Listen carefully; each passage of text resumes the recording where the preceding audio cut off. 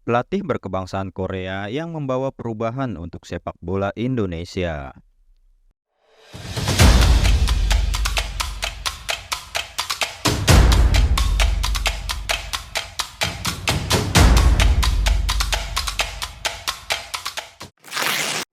Sintayong adalah pria berkebangsaan Korea Selatan pertama yang menjadi pelatih Indonesia sejak 28 Desember 2019 hingga saat ini.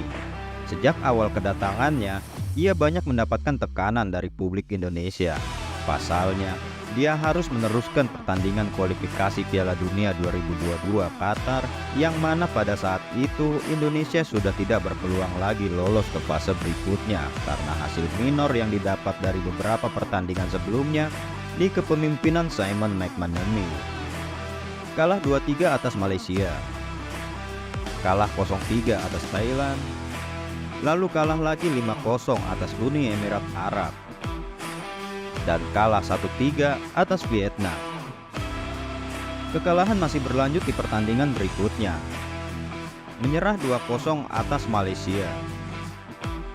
Pertandingan itu menjadi laga terakhir Simon McManamy bersama timnas Indonesia. Simon pun langsung digantikan oleh Sintayong. Debut pertama Sintayong bersama Indonesia yaitu melawan Thailand di lanjutan kualifikasi Piala Dunia 2022 dengan skor imbang 2-2. Berhasil membuat perubahan di debutnya bersama timnas Indonesia, Sintayong pun diharapkan untuk dapat menyapu bersih sisa pertandingan kualifikasi Piala Dunia 2022 Qatar dengan raihan poin. Tapi naas, Indonesia justru kalah 4-0 atas Vietnam dan 0-5 atas Uni Emirat Arab. Dari hasil tersebut, Indonesia hanya mampu meraup 1 poin dan tersingkir di kualifikasi Piala Dunia 2022 Qatar. Sintayong pun lantas mengambil keputusan cepat dengan meminta kepada PSSI untuk melatih timnas Indonesia di 3 kelompok usia, yaitu usia 19, usia 23, dan timnas senior. Bukan tanpa alasan ia melatih 3 kelompok usia tersebut. Dia bertekad ingin membentuk tim yang hebat dengan pondasi yang kuat. PSSI pun lantas menyetujui keinginannya tersebut. Pasalnya, Sintayong memiliki beberapa aspek yang dapat mendukung kinerjanya itu. Pertama, pengalaman. Sintayong diketahui cukup berpengalaman melatih tim nasional Korea Selatan di beberapa kelompok umur. Ia pernah menukangi U20, U23, dan terakhir senior. Di 3 kelompok umur itu, prestasinya cukup mentereng. Hal itu yang kemudian menjadi pertimbangan PSSI untuk merekrut Sintayong. Ia diyakini punya kapasitas untuk mengembangkan sepak bola Indonesia secara berjenjang. Kedua, roadmap sepak bola. Ketika direkrut PSSI, Sintayong disebut menangani timnas Indonesia untuk sejumlah agenda penting.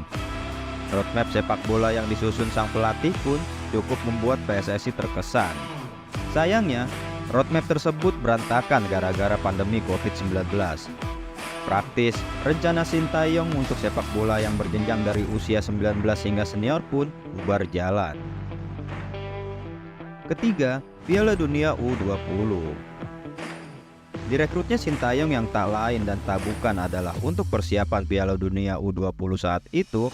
Awalnya, ia dipercaya menangani timnas Indonesia U20 yang dipersiapkan untuk Piala Dunia U20 2021 lalu. Namun, ajang itu kemudian ditunda ke 2023 dan kemudian batal. Roadmap yang sudah cukup jelas, Sintayong mengasuh U20 di 2021, lalu pemain-pemain di tim itu naik ke U23 di 2022, dan kemudian naik ke tingkat senior hingga kita dapat memetik hasilnya di tahun yang sama atau bahkan beberapa tahun berikutnya. Kini hasil itu sudah nampak terlihat jelas. Anak-anak hasil didikan Sintayong sudah jauh meningkat dibanding tahun-tahun sebelumnya. Beberapa peningkatan yang sudah terlihat semenjak dilatih Sintayong diantaranya: 1. Stamina pemain. Timnas Indonesia yang awalnya hanya mampu bermain Spartan selama 60 menit, tapi setelah itu habis bensin. Kini, berkat polesan Sintayong, mereka sudah bisa bermain 90 menit. Bahkan hingga extra time seperti di final Piala AFF kemarin ketika melawan Vietnam. 2. Mental pemain. Awalnya, Sintayong menganggap mental pemain Indonesia itu lemah, tak berani berduel, bahkan sudah loyo ketika melihat lawan yang lebih kuat sebelum bertanding. Tapi setelah digembleng dengan treatment ala Sintayong, pemain timnas Indonesia kini bermental baja. Bisa dilihat seperti Egy Maulana Fikri, Witan Sulaiman, Asnawi Mangkualam, dan Pratama Arhan yang selalu tampil ngotot ketika timnas bertanding, hingga mereka bisa merasakan menjadi pemain abroad. 3. Postur pemain. Pelatih asal Korea Selatan itu pun menyebut pemain Indonesia memiliki postur yang tidak begitu jangkung. Sementara, dia selalu mencari pemain yang memiliki postur badan yang cukup tinggi, khususnya pemain belakang dan striker. Itu sebabnya, Sintayong meminta kepada PSSI untuk mencari pemain diaspora yang memiliki kualifikasi dan postur tubuh di atas rata-rata pemain Indonesia. Sebut saja Elkan Bagot yang memiliki tinggi badan 194 cm, Jordi Amat dengan 184 cm, Sandy Walsh 184 cm, dan Sain Patinama 186 cm. Dari beberapa kekurangan timnas Indonesia yang perlahan sudah dibenahi oleh Sintayong, kini hasil manis sudah mulai dirasakan oleh para penggemar sepak bola tanah air. Dan Indonesia mulai menunjukkan lagi dirinya sebagai macan Asia. Sebab Indonesia berhasil lolos ke Piala Asia 2023 di 3 tingkatan yang berbeda.